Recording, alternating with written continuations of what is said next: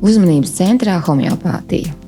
Šodien pie manis viesos ir ieradies ārsts, homeopāts, ķīras medicīnas speciālists, grāmatu autors Igors Kudrjavcevs. Labdien, Igor! Labdien, Ingūdam! Prieks tevi redzēt, paldies, ka tu atnāci. Prieks arī tevi redzēt. Uz sarunu par mūsu izvēlēto tēmu, tātad mentālā veselība.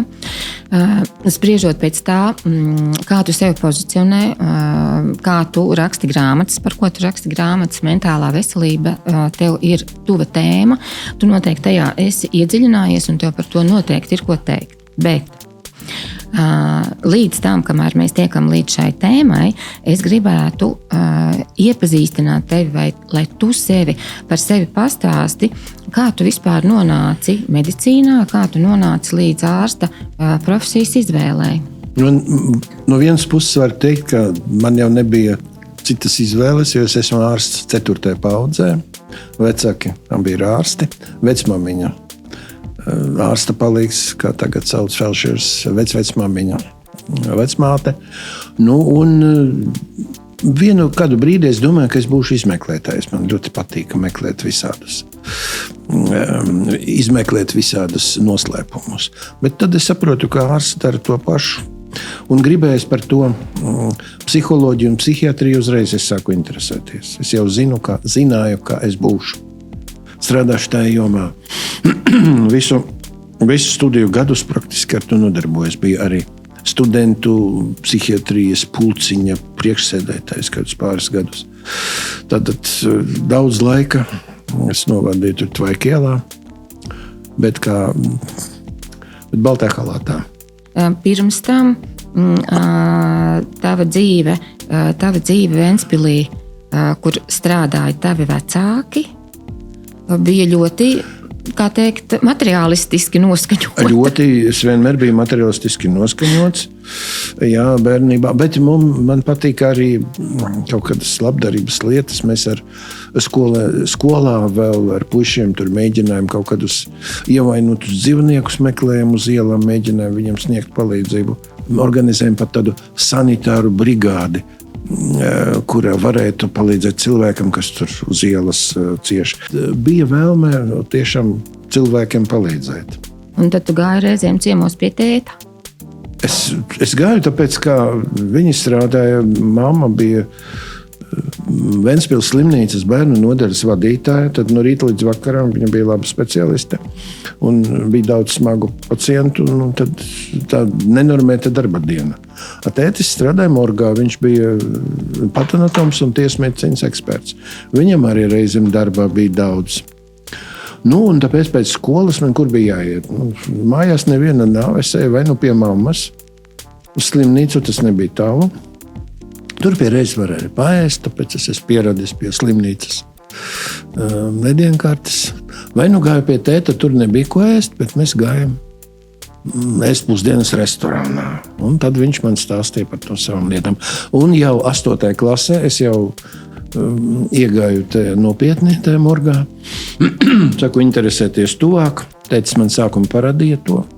Pēc tam es jau mēģināju, skolu beigām iestājoties Rīgas medicīnas institūtā, es jau mācēju to. To jau mācēji? Jā. Kā tu domā, tu spēji tagad ar tādu atpakaļ ejošu skatienu izvērtēt, tas bija vērtīgi, traumatiski? Kā tu domā, kā tas ietekmēja tevi, tavu personību? 8. klase, tev ir 15 gadi. Jā, bet tas bija maigi. Sākumā tētis man parādīja tur no attālumā, teiksim, ja tur jāzina, kā bija tas morgs Ventspilī. Tur mazā tāda koka maiņa, apkārt abeļu dars. Un tur caur logu varēja kaut ko skatīties. Jā. Tāpēc to traumatiski nebija, bet vienkārši es uzskatīju, ka man kā topošam ārstam ir jāzina, kā tas ķermenis izskatās. Kurā gadā tu iestājies institūtā?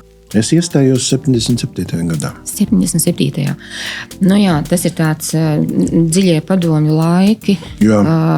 Ja mēs, kā teikt, visur esam bijuši, bet toties tomēr varbūt tā vēlme izzināt kaut ko kas ir aizliegts, par ko nedrīkst runāt, vai par kaut ko, vai par ko runā tikai kaut kur aizkulisēs, virtuvēs, un tā tālāk.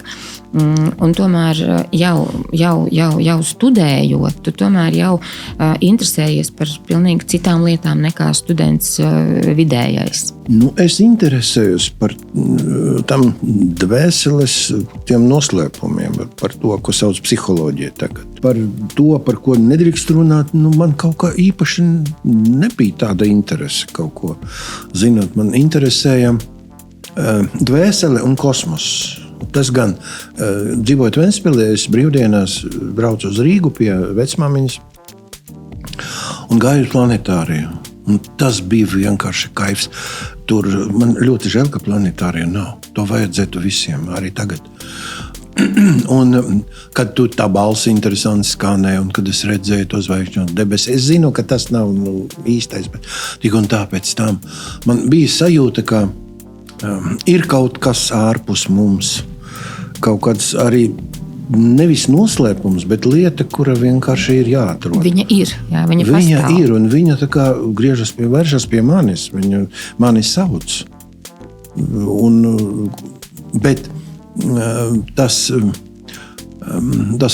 lielās telpas, tā visuma gabaliņš ir iekšā, tā ir dvēsele. To es arī sajūtu, ka mēs esam vienoti.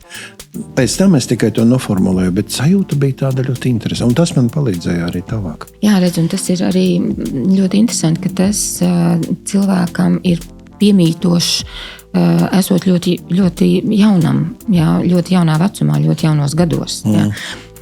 Saki, lūdzu, vai kādas nāk tātad? Ir tāda interese, vai starp šiem jautājumiem, par kuriem tu interesējies, vai tur arī kaut kur jau iespruka homeopātija, vai tas nāca vēlāk? Sākuma par homeopātiju mums lasīja lekcijas Rīgas medicīnas institūtā, un tur par homeopātiju sākuma teica tā, ka tur nekas nopietnas nav. Jā. Labi, es domāju, profesors labāk zina tam, ko tur. Bet pēc tam man vecmāmiņa ļoti slimoja, un vienreiz pie viņas izsauca uz mājām homeopātu. Tas bija kaut kas, ka nevienam nedrīkst stāstīt. Atnāca kaut kas nopietnas cilvēks. Es pat godīgi sakot neatceros, kā izskatījās.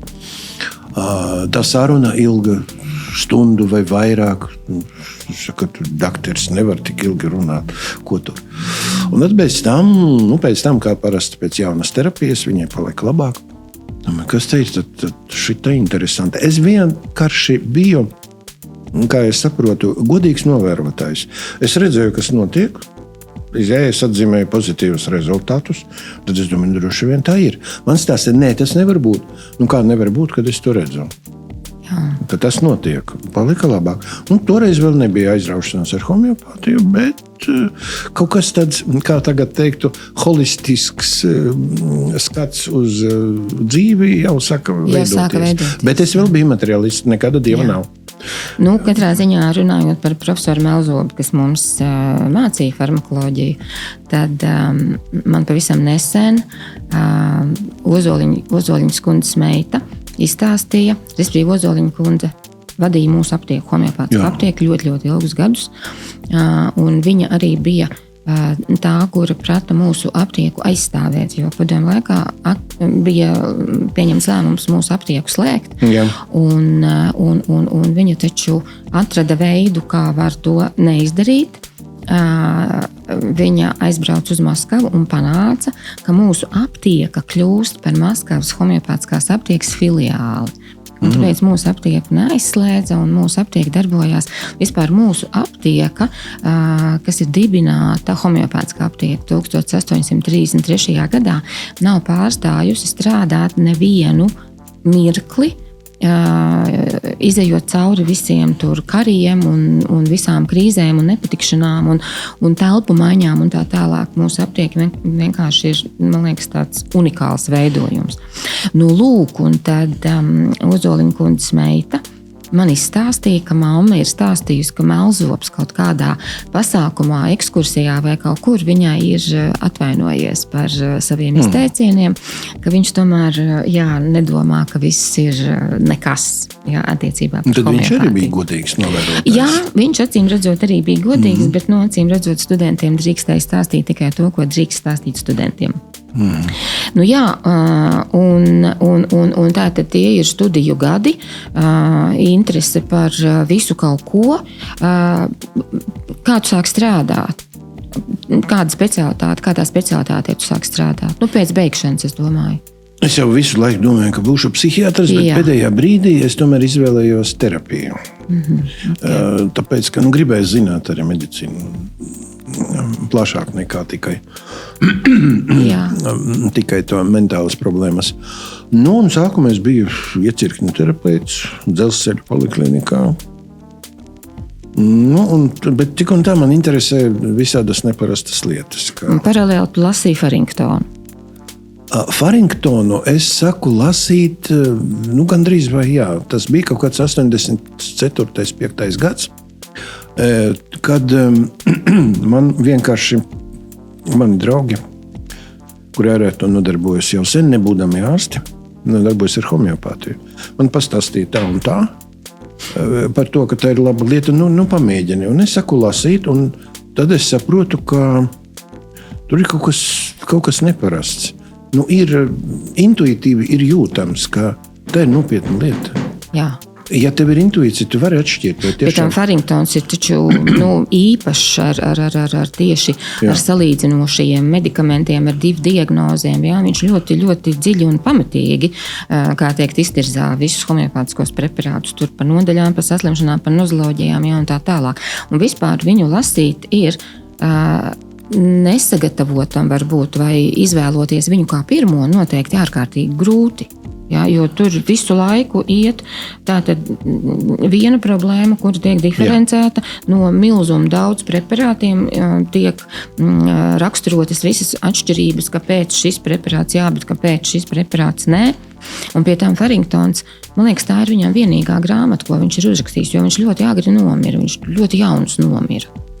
Man liekas, ka viņam pat vairāk nekādi autordarbi nav, ka tā bija tāda fundamentāls viņa mūža darbs.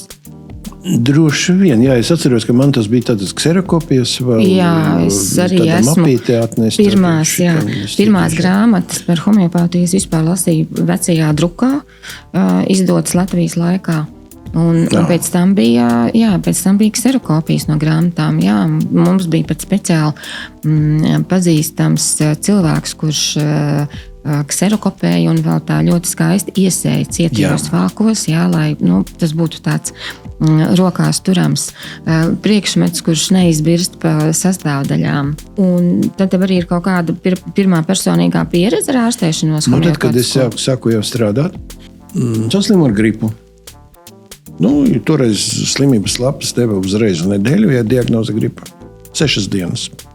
Viss, un tad man teica, pamēģini tagad, paņem. Aizdeju uz homeopātisku aptieku un paņēmu tur akanitumu kompleksu. Pielietoju tā viņu, kā vajadzēja pareizi.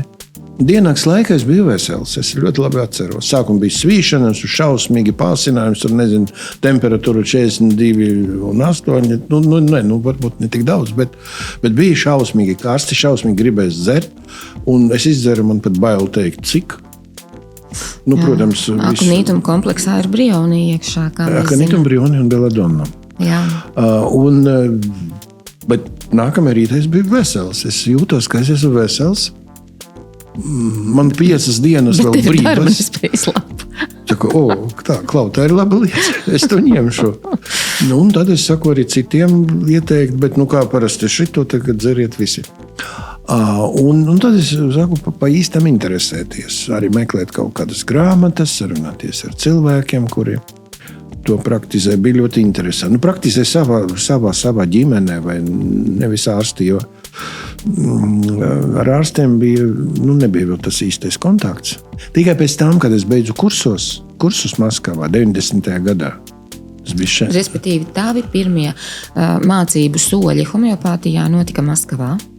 Pirmā tāda sistēmiskā apmācība Maskavā kursos. Pie tam tas bija ļoti interesants, saku, biopirks. Es braucu adatu terapijas kursos.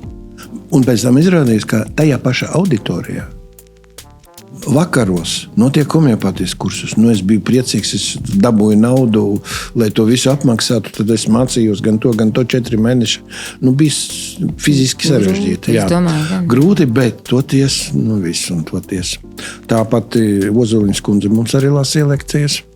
Maskavā, jā? Maskavā, jā, viņa bija atbraukusi. Viņu tur visi jau zināja. Tur jau bija cilvēki, kuri jau daži atnākuši vienkārši pēc diploma, kuri jau zināja, ko. Daži jau interesējušies un ar Здравствуйте, Mirca Karlavna. Lūk, un man toreiz teica kursu vadītājs, no kurienes es no Rīgas.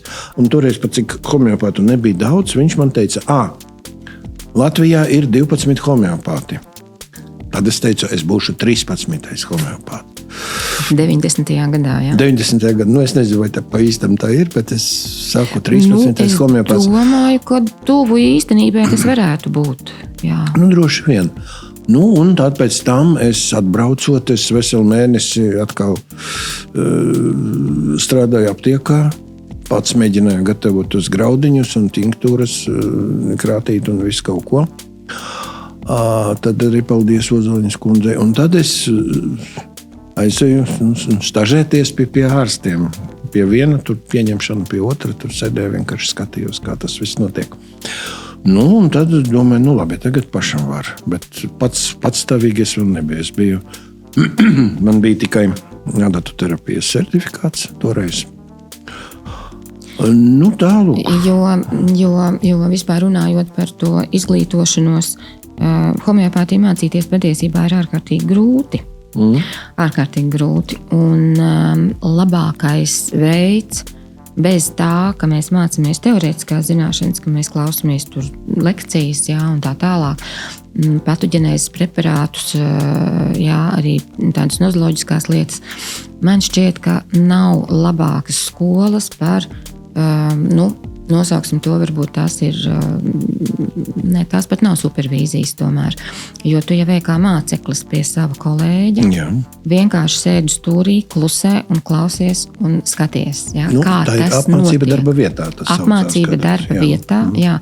Kā es par sevi varu teikt, es esmu kaut kādus 17 gadus nosēdējusi pie kolēģiem kabinetā, lai pat tiešām apgūtu to pilnīgi unikālo prasmi noskanēt cilvēku, saprast, ko viņš stāsta, redzēt, kā viņš uzvedās un tā tālāk, respektīvi noskanēt tā, lai finālā dabūtu to loģisko totalitāti, kas saucās preparāts. Ja? Un, es man liekas, ka ļoti silti var ieteikt visiem arī jauniem kolēģiem mēģināt iet tāda veida apmācības ceļu, jo ne velti parasti, kur ir tādi lielie metri, kas pasniedz, viņiem arī ir iespēja pie viņiem piedalīties konsultācijās un skatīties, kā tas notiek. Tā ir ārkārtīgi vērtīga pieredze. Es novēroju, nemaz nevienu brīdi nedomāju par to. Man netraucēja tas, tas galvenais, kas ir galvenā apsūdzība homeopātijā, ka nav skaidrs mehānisms. Man tas nemaz netraucēja. Varbūt, es tagad domāju, varbūt tāpēc, ka mācoties psiholoģiju un psihoterapiju, tur arī taču mehānisms nemaz nav zināms. Kas ir domāšana, vispār nav zināms. Taču visa šī sfēra vienmēr ir tikusi dēvēta par pseidozinātnisku, un par klajiem meliem, un kā tikai tas viss... Bet strādā. Jo rezultātu prognozējamība. Tātad mēs prognozējam, kas būs, un tas arī notiek. Un rezultātu atkārtojamība. Tie ir 2 kritēriji, kas ir domāti zinātnē. Mēs zinām, kas būs. Apmēram. Vismaz lielāku daļu gadījumu. Un mēs to varam prognozēt, un mēs varam rezultātu atkārtot. Kas, starp citu, piemēram, tajā pašā psihoterapija ļoti grūti sasniedzams. Bet šeit mēs zinām, kas būs. Mēs zinām, ko gaidīt, un mēs zinām, kas būs. Un jebkurā tā saucamā netradicionāla medicīnā, piemēram, tā paša ķīniešu medicīnā. Tur arī ir tas pats. Tur mehānisms varbūt līdz galam vēl nav zināms. Bet novērots ir, kā homeopātija 200 gadi. Vairāk. Ķīniešiem vairāk. Vairāk. Bet ir novērots, ir profesionāli dokumentēts un atzīmēts tātad. Jā, ka tieši šis preparāts šādā situācijā, jā, tādos apstākļos spēj darīt to. Jā, kā rezultātā mēs iegūstam, jā, vienalga vai pāriet sāpes vai iekaisums vai kaut kas. Bet mēs zinām, ka tas tā būs, ja tā situācija ir tieši šāda. Jā. Tā ir, es tev pilnīgi piekrītu, jā, tā ir zinātnes sadaļa. Jā. Un reizēm zinot mehānismu, reizēm nevienmēr var prognozēt rezultātu. Mēs domājam, ka šī tablete darbosies. Tā viņa nedarbojas. Viņa tā nedarbojas, šo konkrētu cilvēku. Kā piemēram pret sāpju līdzekļiem. Tie visi, ko parasti lieto pie locītava, muguras un tā tālāk sāpēm. Vienam palīdz viens preparāts, otram palīdz otrs preparāts. Jā. Trešam palīdz tikai tas gels vai krēms. Ceturtajam palīdz atkal tikai šis. Es nesaucu nevienu vārdā, jo man pašam kādreiz bija hroniskas galvas sāpes jaunībā. Un neviens nevarēja palīdzēt. Man palīdzēja preparāts, kurš nemaz nebija galvas sāpēm domāts. Bet viņš man palīdzēja. Es arī viņu nesaucu. Jā, redzi, tas ir tagad ir tad runa par to, ir simptoms, kas ir galvas sāpes, bet ir kaut kāds mehānisms, kurš šīs galvas sāpes rada. Tātad šie mehānismi var būt vairāki. Jā, tie nav tikai, jā, tās var būt tur, kuņģa etioloģijas, jā, vai hormonālas, vai mehāniskas, jā, un tā tālāk. Un tādā gadījumā ir ļoti būtiski tikt tieši pie tās sadaļas etioloģija, jā, un tad mēs varam risināt. Jā. Tagad gribētu, ka mēs varam parunāt tomēr par to ļoti lielo lietu, principā, kas ir pirmkārt tava homeopāta pieredze, un, protams, arī tava kā homeopāta pieredze tieši mentālo, psihosomatisko jautājumu risināšanā, depresiju ārstēšanā. Kā tev tur iet, ko tu tur dari? Tieši depresija, runāt par depresijām, es domāju, ka tagad tā ir gandrīz vai, nezinu, cik tur procentiem cilvēku, bet diezgan bieži sastopama lieta. Un, kad es pārliecinājos pirmo reizi, kā darbojas tieši uz psihohomeopātiju, kad man bija pacients, puisis, tāds neirotisks, mocīja kaķi mājās un zīmēja, ļoti talantīgi zīmēja kapsētas, reanimācijas palātas un visu kaut ko ar flomasteriem, tādiem melniem, tumši zilēm un tā tālāk krāsām. Un es atceros, ka es viņam nozīmēju vienu preparātu, nezinu, var saukt vai ne? Droši, kāpēc? Heparsulfurs. Un burtiski tur dažu dienas pēc tam viņam pirmkārt mainījies krāsu tā palete. Un vairs nebija tikai kapsētas, bet bija kapsētas, bet tur parādījās koki, ziediņi un tā tālāk. Un nabaga kaķis jau dzīvoja mierīgi, jo viņš vairs viņu nemocīja. Tik diezgan augstā potence. Neatceros, no kurienes man tik augsts toreiz bija, laikam bija atvest no kaut kurienes. Jo toreiz 90. gadu sākumā... Jā, mums aptiekā bija tikai zemiešu šķaidījumi. Jā. Laikam atvēda kāds no... Drīzāk mēs jau tajā laikā sākām braukāt kaut kur, un tā skaitā arī uz Kijevu. Un no Kijevas mēs ļoti daudz preparātus tieši augstajos atšķaidījumos vedām. Tad es palīdzināju, ka šis strādā. Un... kas vēl var atcerēties visādus brīnumus, kas tajā gadījumā šeit. Bet runājot par zīmējumiem, sapņiem, paradumiem, respektīvi visu to, ko mēs varam novērot, vai ko ļoti labi var novērot tuvinieki, jā. Vecāki, tuvinieki, iespējams pedagogi, kā mainās, piemēram, terapijas laikā bērna rokraksts, teiksim, jā. Tās viss ir ļoti, ļoti būtiskas lietas, jā, un tas viss ir, teiksim, pēc tam tajās tālākajās vizītēs ļoti uzskatām arī parādās, un mēs arī analizējam šīs lietas. Jā. Tas ir ļoti būtiski. Jā. Tā ir tāda gandrīz vai konstitucionāla iezīme, jā, ka pēkšņi cilvēkam bija tikai melna zīmējuma, un tad pēkšņi parādās krāsas. Jā. Tas ir ļoti, kā teikt, tā preparāta ļoti dziļa mentāla ietekme. Jā. Es atceros, runājot par depresiju, kā man bija tāda individuāla paciente, gados jau kundze, kurai bija tas, ko toreiz saucās maniakāla depresija psihoze. Ka viņa 3 mēneši viņa ir maniakāla stadija, kad viņa ir jautrā, visus mīl un tā tālāk skrien riņķī. Un pēc tam pēkšņi viņai sākas depresija. Un tieši depresijas gadījumā man pie viņas aicināja. Man toreiz ļoti iepatika sepija. Ir tāds preparāts, un plus vēl, ko par depresiju stāstīja, kad es vēl studiju gados, mūsu skolotāja profesora Andreziņa, vai viņa ir debesu valstība. Viņa vienmēr stāstīja, ka ir vajadzīgas 3 lietas. Preparāts, psihoterapija un fiziskā aktivitāte. Fizisku aktivitāti es jau savu noteikti izmantojam. Psihoterapiju mums bija ar to pacienti, pat cik man bija tāds carte blanche, un es strādāju tikai ar viņu. Radinieki varēja to atļauties. Mēs vienkārši sarunājāmies, es viņai iedevu lasīt grāmatas, rekomendēju, un viņa lasot grāmatas, dzerot sepiju un kustoties, un pēkšņi viņa viena jaukā brīdī man zvana radinieks, ka viņa ir vesela. Pagājuši tikai 2 nedēļas depresija, un tagad viņa vesela. Jūs ziniet, kas jūs esat? Toreiz modē bija Kašpirovskis pa televīziju. Jūs esat Kašpirovskis. Man teica, tas viņu mutē droši vien tas bija super kompliments. Jā. Vēlreiz man bija minēts Kašpirovskis, kad viena paciente, neatceros tagad preparātu, ko es viņai nozīmēju, bet viņai arī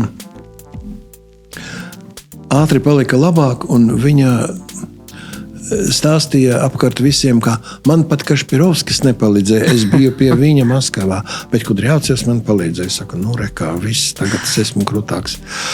Un tāpēc es saku, depresija ir vajadzīgas šīs 3 lietas. Tagad antidepresanti mums ir modē, tādi klasiskie. Pie tam dod reizēm visiem gandrīz vai.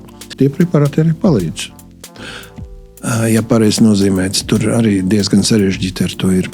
Bet fiziskas kustības, ko viņš tur īpaši kustēsies? Bet es tev teikšu arī, padomā, kā tu cilvēku depresijā principā demotivētu ar ārprātīgu nogurumu, jā, ar bez vēlmes dzīvot. Jā.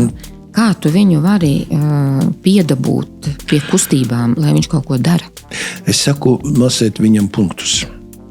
Ar delnas centru, muguras punktus vispirms, jo mugura ir tāda vieta, kas tāda neitrālā. Tu tagad atkal pateiksi, ne tur pieskaries vai vēl kaut ko. Un sākam mēģināt kopā. Un tad mēs sākam piemeklēt individuālo homeopatiskā preparāta devu. Tad mēs ņemam vienu graudiņu un jūtam reakciju. Ja nav, tad vēl vienu, un tad, kamēr tagad jūs jūtīsiet, es saku, un cilvēks tiešām jūt, viņam jāpaskaidro, ka tas būs. Un tad cilvēks sāk ticēt tam, ka viņš kaut ko var, un tā ar to mēs sākam. Jā, tam atbalstam ir būtiska nozīme, bet paskaties, ko tu man tagad izstāstīji. Tu principā izstāstīji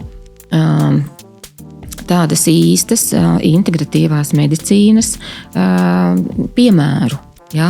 Kā tas notiek, ārstējot pacientu, ka mēs nevaram iedot viņam tikai antidepresantu un teikt, atnāc pēc mēneša. Ar to var izrādīties nepietiekami, ja? Jo viņam tas atbalsts, ko tu viņam sniedz, piemēram, durot adatas, masējot punktus, ja? Vienkārši pavadot pastaigā, sarunājoties un tā tālāk, ja? Kas, protams, varbūt ir neiespējami mūsdienu medicīnā no viena ārsta puses, bet tad tur var izstāstīt tuviniekiem, jā, to visu atbalsta mehānismu vai kādu citu speciālistu pieaicināt. Jā, ka tas ir tāds patiesībā kolektīvs darbs, lai tas rezultāts tiešām būtu garantēts. Ja? Un tur šīs visas metodas, lai kādas viņas arī, kurām neliktos nezinātniskas vai vēl kaut kādas, ja, ka tur viņas ir. Ja? Ka tur ir homeopātija, ķīnas medicīna, psihoterapija, nezinu, cigun, jā, ar ko tu nodarbojies, piemēram, jā, un vēl. Elementāra masāža, kaut vai elementāra masāža, jā, fizioterapija, jā, un tā kā tas viss dzīvē parāda, jā, kā šo metožu pielietošanas kopums ir cik ļoti efektīvs, jā, cik ļoti tas ir labi, jā, ka mums ir šīs zināšanas par lietām, jā, kuras tiešām var cilvēkiem atgriezt veselību. Kā tu domā? Mēs tagad, jā, mēs dzīvojam ļoti intensīvā laikmetā, bet tomēr kāpēc mūsdienās ir tik ļoti daudz trauksmes, depresijas, šo mentālo stāvokļu traucējumi? Kāpēc tik ļoti daudz cilvēki ir šajā līmenī slimi? Pirmkārt, daudz informācijas, salīdzinot ar seniem tiem pašiem ķīniešiem. Viņam nebija nekādas informācijas plūsmas, nekas tur nemainīs praktiski viņa dzīvē. Bet tagad mums ir tik daudz to signālu, un uz katru signālu mūsu smadzenes un mūsu zemapziņa atbild. Vai mēs to saprotam vai ne, bet jāatbild, vienkārši jānoreaģē. Un kaut kādā veidā jānovērtē, jo zināms, ka smadzenēs ir speciāli centri, kas tur atrodas, kuriem uzdevums ir salīdzināt signālus, salīdzināt motivācijas, salīdzināt tur izvēles variantus. Un ja tie centri nemitīgi strādā, lai salīdzinātu to un šito un vēl, tad tas iztukšo vienkārši enerģiju. Un ja cilvēkam pašam nav īpaši tas backgrounds vai vērtības skala, tad viņam grūti teikt, kas notiek. Un kā reaģēt uz to stresu, tur jātrenējas. Man liekas, ka ir jābūt tāpat, kā, piemēram, ir svaru zāles, ir fitnesa, regulāras nodarbības un tā tālāk, arī ciguna. Ir jābūt arī psiholoģiskam līdzīgam nodarbībam. Ir jāmāca jau universitātes, skolās jau, kā tikt galā ar savām domām. Labi, mēs nezinām mehānismu, bet mēs zinām, kā mainīt, piemēram, mūsu priekšstats par pasauli. Ja tev ir informācija, kas nāk nemitīgi biedē, tev liekas, ka tu līdz sāksies nezinu kas. Kā tur bija pasaules gals, pēc tam visiem jau ir apnieka tas pasaules gals, katru gadu 5 reizes, cik tad var, jā. Bet tik un tā dažiem saka, ka tur būs tāda katastrofa vai tāda, vai būs nezinu kas. Mainīt savas reakcijas, tik ļoti maz kurš prot. Jā, bet paskaties, kāda mums bija pieredze ar Covid-19, ar tiem šausmīgajiem draudiem, jā, ka mēs visu to līdz nomirsim un izolāciju un visi tie mehānismi, jā, ko attiecībā pret mums kā sabiedrība izpildīja. Tas bija laiks, kurš ļoti labi parādīja, cik cilvēka psihe ir trausla. Ja? Yeah. Un nesagatavot, un mums nav šo smadzeņu muskuļu. Ja? Mēs nezinām, kā. Ja? Un tas ir tāds labs piemērs, un man liekas, ka tieši Covid-19 laikā tieši jautājums par mentālo veselību ļoti pacēlās. Protams. Un ļoti pacēlās arī jautājums par cilvēku pašsajūtu darba vietās, ja, par ārstu mentālo veselību un pašsajūtu. Ja, neviens, kad ārsts, iedomājas, mēs taču zinām, mums katru dienu ir runas tikai ar slimiem cilvēkiem. Ja, un man pat kā bija ēnoja, un arī vienmēr ir tāds jautājums, kā to var izdarīt. Katru dienu vairākas stundas cilvēki nāk un sūdzās. Viņi nāk ar savu sāpi, ar savu problēmu un sūdzās. Es saku, jā, tā tas ir, bet ņemsim vērā, ka tad, kad viņi atnāk otrais, viņi mani ārkārtīgi iepriecina. Ja? Un viņi atnes man to gandarījumu, ja? Un tā slodze, ja, kas ir tas negatīvisms, viņš tomēr kaut kādā ziņā izlīdzinās. Ja, bet es tev pilnīgi piekrītu, ka mēs neesam psiholoģiski sagatavoti kaut kādām krīzēm, negācijām, un viņas visu laiku nāk, un šobrīd, acīm redzot, tas ātrums, ar ko viņas atnāk un intensitāte, kā mēs pret viņām izturamies, ja, ir ārkārtīgi liels un strauji. Tā jātrenējās. Ne par velti Zoomā platforma jau kuru gadu es vadu semināru, var teikt tā stresa menedžments ārstniecības personām. Cik tur tikai 7 stundas, bet vismaz parādīt kaut kādus virzienus, kā tur tālāk strādāt, lai tieši darba vietā neinficēties ar tām negācijām. Pareizi taču, jā, ka visu laiku tikai negatīvais. Man kādreiz teica, kā cilvēks paziņa, man lūdzu, ieraudzīja man grāmatu par homeopātiju, saka, parādīja, kas tur ir. Tā bija Tatjānas Popovas grāmata, tur preparāta nosaukums un 2 lapas puses simptomi, kas ir. Viņš lasa, kā šito var lasīt, man jau slikti paliek, kā tu to var izturēt. Tāpēc tur tā apmācība tā arī notiek. Bet, pareizi jāizturās, mums jābūt. Un par to nākamajai vizīte ir daudz pozitīvu emociju. Jā. Man nesen bija paciente, viņa strādā vienā valsts iestādē, kurā nodarbojas tur ar novērošanas un citām lietām, teiksim tā. Es viņai teicu, ka mani klienti vismaz pozitīvas emocijas, jums, jūsu klienti nemaz pozitīvas emocijas. Viņa saka, tiešām tā ir, jā. Tikai, negatīvas, kontrolējuša iestāde, ko tur var labu par viņu domāt. Jā, diezgan traki, saka, nabaga cilvēki, tāpēc jums arī vajag trenēties. Jā, finālā izdegšana un Jā, izdegšana un depresija un viss kaut kāds. Jā, mēs sākam vienkārši domāt. Depresija izpaužas arī simptomus, tur arī vienam, piemēram, bailes no nākotnes. Jā. Bailes no tā, kas nākotne būs kaut kur, ko mēs apspriedam šodien, tur nabadzība.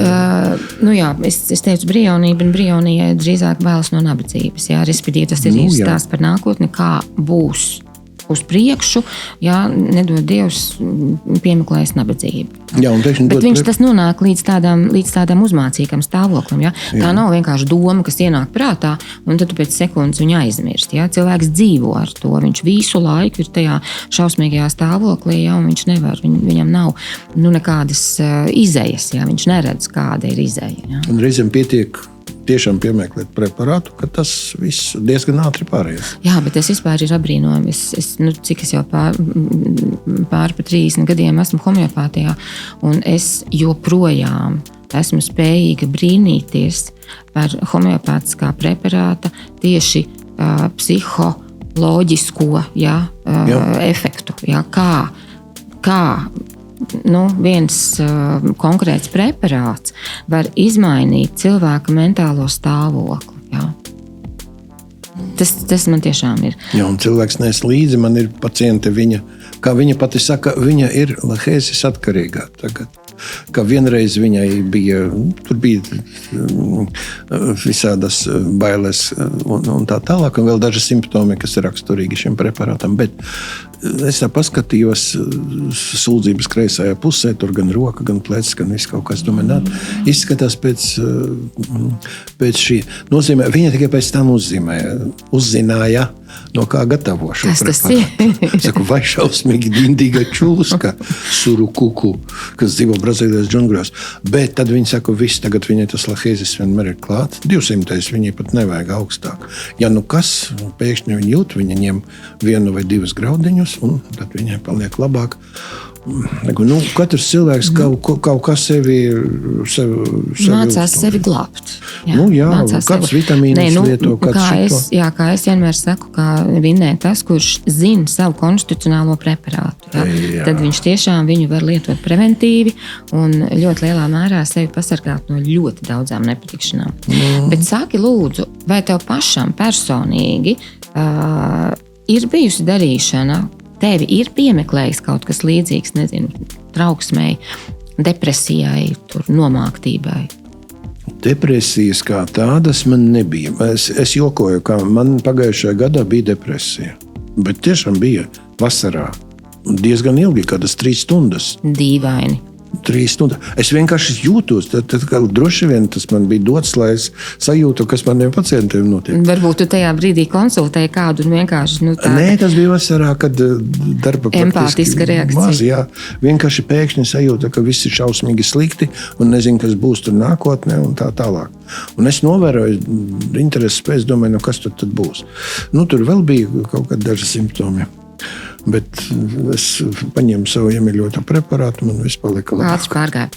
Jā. Igor, saki lūdzu, varbūt tev ir kaut kas, mēs jau daudz esam runājuši un dažādas jautājumus pārsprieduši, bet varbūt tev ir kaut kas, ko tu gribi pateikt, ko es tev neesmu pajautājusi. Kas ir varbūt svarīgi vai ko tu gribi, lai cilvēki uzzina vai dzird? Es gribētu galvenais novēlēt visiem to holistisku pasaules uztveri. Lai tas vārds varbūt skan ne īpaši varbūt skaisti un tā tālāk, bet to veselumu, lai ir tas veselums. Pirmkārt ir jābūt godīgam novērotājam atkal. Jo man bieži pacienti nāk, bieži ne, bet reizēm, un jautā, sakiet, doktori, lūdzu, vai tā var būt? Un stāsta, kas ar viņu notiek. Saka, jā, jums tas notiek, tas var būt vai nē. Vai reizēm saka tā, es nesaprotu, vai man ir labāk, vai man liekas tikai. Ko nozīmē liekas? Tu to jūti, tātad ar tevi tas notiek, esi godīgs novērotājs un pieņem šito un izsaka pateicību, es nezinu, kā tu gribi, savam ķermeņam enerģiju un tam, kas enerģiju dot un tā tālāk. Tātad, lai ir tā uztvere, ka pasaule tiešām ir sastāv no dažādām enerģijām. Un tur varbūt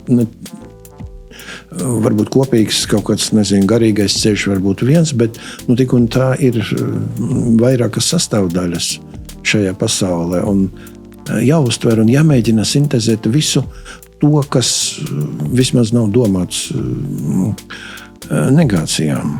Izvēlies labo, skaties, meklē skaistumu un mēģini ieviest harmoniju. Un tad būs labāk, kāpēc, piemēram, mākslinieki bija tradīcija vienmēr, ka viņiem obligāti bija jāizbrauc uz Itāliju un tur jāvēro tie īstie šedevri. Un tāpēc, ka lai viņi redz un zemapziņas līmenī sajūt. Tāpēc klausieties labu mūziku, un lasiet labas grāmatas, skatieties labas gleznes un labas filmas, lai jums ir tā gaume, lai jūs saprastu, ka pasaule mums ir tāda sarežģīti tagad mums ir, bet tik un tā ir ļoti daudz pozitīvā. Jā, kā Čerņigovskaja ir tāda, viņa ir neirozinātniece, var sakot, smadzeņu pētniece. Viņa saka, jūs saprotiet, jūs varat iztīrīt kuņģi vai zarnas, vai žultspūsli, bet smadzenes iztīrīt nevar. Viss, ko jūs redzat, ar ko jūs sarunājaties, visi iespaidi, visa uztvertā informācija tur paliek. Smadzenes nevar iztīrīt, tāpēc lūdzu, sekojiet Igora. Uzlādējiet sev ar to pozitīvu. Jā. Jo bieži cilvēki saka, es skatos filmu, kaut kāda stulba filma, bet noskaties līdz galam. Jā, kāpēc tu skaties, ja tā ir stulba? Vēl Žvaņeckis teica, ir jāparot, lai aizvērt sliktu grāmatu un aiziet no slikta kinoseansa. Un toreiz, kad skaties kinoteātros. Jā, tur bija tā teikts, ka kuņģis ir gudrāks par smadzenēm. Kuņģis var attīrīties. Smadzenes neprot. Neprot. Tāpēc lūdzu ņemam skaistu un pozitīvu. Jo tad, kad man kādreiz jautā par doktor, ko jūs sakat par veselīgu dzīvesveidu, es saku, pirms mēs runājam vispār par to, ko mēs ēdam un kā mēs kustamies un tā tālāk, varbūt ir jāpadomā, kas ir mūsu galvās. Zivs pūs no galvas. Ja galvā būs kārtība, tad arī ar visu pārējo būs kārtība. Bet, ja tā nebūs, tad arī viss tas pārējais automātiski atkritīs. Tā, ka, respektīvi, ja mēs runājam par labu dzīvesveidu, par veselīgu dzīvesveidu, tad mums ir jārunā arī par mentālo veselību. Un jābūt atbildīgiem par to, lai mēs viņu vismaz saglabātu. Jā. Ļoti, tas ir ļoti grūti, starp citu. Tad, kad cilvēkam ir lausta roka, viņš iet ar ģipsi un visi redz, ka viņš ir traumēts, jā, ka viņam ir slima roka un saka, vai tev nevajag palīdzēt tur panest somu, vai palīdzēt iekāpt transportā vai vēl kaut kā. Bet tad, kad cilvēkam ir depresija, neviens par to neko nezina. Tāpēc, ka viņam uz pieres sarkaniem burtiem nekas nav rakstīts, bet viņš jūtās šausmīgi. Ja? Un savukārt atkal, cik ļoti atbildīgam, gudram un ar kaut kādām zināmām personības īpatnībām apveltītam ir jābūt cilvēkam, lai viņš būtu godīgs pret sevi un atzītu, ka ir problēma, un vēl godīgāks un drosmīgāks, lai palūgtu palīdzību. Ja? Jo mēs no malas skatoties šim cilvēkam virsū, mēs neredzam, ka viņam ir slikti. Jā, tikai kaut kādā brīdī konstatējam, ka suicīds. Un tiešām, pareizi, lai mēs, protams, lūk to palīdzību. Daži uzskata, ka tas nav pieklājīgi. Vai bail. Vai es tev teikšu tā, lai cik dīvaini tas arī nebūtu, tad, kad man bija slikti, zini, kāpēc es nelūdzu palīdzību, tad, kad, vai es atvainojos, man viņu vajadzēja palūgt jau krietni ātrāk savā sliktumā esot, man bija nērti. Man bija kauns par to, ka ar mani tas ir noticis. Ja domājies, cik kaut kāda paradoxāla sajūta, jā, bet viņa ir klātesoša. Un tad ļoti liela nozīme ir, protams, ģimenei, tuviniekiem, draugiem, jā, kuri tevi tur purina un saka, nē, nedrīkst, reku ir telefons, un reku ir tas, un reku ir tas. Ka tie cilvēki piedalās, jo tev pašam nav ne motivācijas, ne spēka, plus vēl arī kaut kāda šī kauna sajūta, jā, un viss ir slikti. Tur man viena paziņa ir, kādreiz pirms dažiem gadiem es saslimu ar kaut ko, neatceros, gripu vai ko. Tā viņi dzīvo tālu, mēs sarunājamies un pēkšņi saku, es tagad esmu slims. Vai tad dakteri mēdz slimot? Vai dakterim drīkst slimot? Viņai tas tā kā joks skan, bet dakterim nedrīkst slimot. Dakteris ir vienmēr vesels. Nekādā gadījumā dakteris arī ir cilvēks. Viņam arī šādi vienīgais, ka mēs cenšamies mūsu vidē neizmantot vārdu slimoju, bet vārdu veseļojos. Aha. Es šodien nenākšu uz nodarbību, raksta man skolnieks, students. Es veseļojos. Bet ļoti pozitīvi. Pozitīvi, cits vektors uz veselību, vai ne? Jā. Es veseļojos. Es pat, piemēram, receptē cilvēkam, kuram, piemēram, ir trauksme. Jā, viņam laiku pa laikam tā trauksme uznāk. Un es izrakstu recepti ar tādu konkrētu preparātu, kas viņam ir jāatcer tādā un tādā ritmā. Un plus, tātad vajadzētu būt kaut kādai receptei arī tieši tās trauksmes gadījumā. Un lai asinātu uzmanību tieši uz šo slikto vārdu, es rakstu akūti un paskaidroju pacientam. Akūti nozīmē, tad, kad pienāk tas sliktuma brīdis, tad mēs darām tā un tā. Respektīvi, ka mēs pat savā leksikonā valodā mēs šos sliktos nosacītus, sliktos vārdus mēģinam lietot pēc iespējas mazāk. Mēs viņus netiražējam, jā, mēs viņus, nelaižam pasaulē tik daudz, jā, lai vēl vairāk neapgrūtinātu to situāciju ar jau tā, kaut kādiem sliktiem simptomiem. Bet pareizi, taču ķermenis īpaši zemapziņa visu dzird un visu saprot. Jā. Ja cilvēks par sevi saka kaut ko sliktu, tad tas aiziet arī. Nav laika, nav naudas. Jā, nekā man nav. Jā, nekā nav. Man atkal nekas nesanāk. Mana depresija. Tava personīga, nevienam nedošu, neļaušu pieskarties, jā. Ok, labi, tad uz šīs ļoti, ļoti pozitīvās nots mēs arī varam šo sarunu beigt. Liels paldies tev tiešām par to, ka tu atradi laiku. Paldies, ka tu aicināji man. Jā. Prieks. Paldies tev.